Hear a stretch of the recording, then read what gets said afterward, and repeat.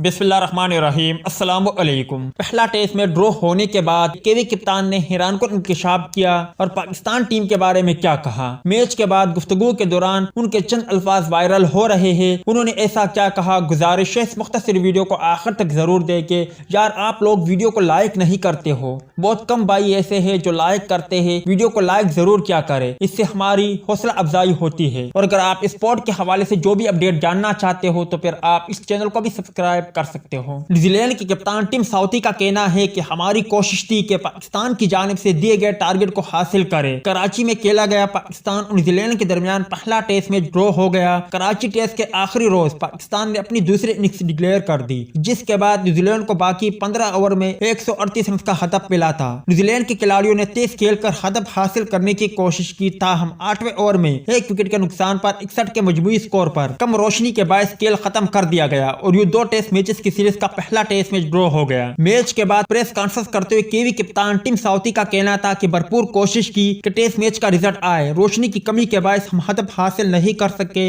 मगर पहले test match में पाकिस्तानी कप्तान बाबर आजम ने जब ये फैसला किया कि वो अपनी इनिंग्स डिक्लेयर कर रहे हैं तो हमें काफी ज्यादा हैरानगी हुई। इसके अलावा पाकिस्तान टीम एक मजबूत टीम है, उन्होंने हमें टफ टाइम दिया। आप भाइयों को क्या लगता है कि दूसरे टेस्ट मैच का नतीजा क्या होगा और ये टेस्ट सीरीज किसके नाम रहेगी? इस हवाले से कमेंट सेक्शन आपके कमेंट्स का मुंतज़िर रहेगा।